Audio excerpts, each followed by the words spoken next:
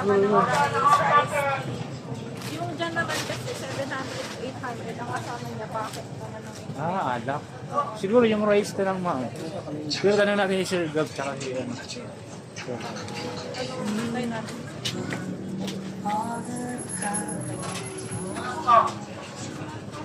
Yun po, naghahanap kami ng makakain namin dito.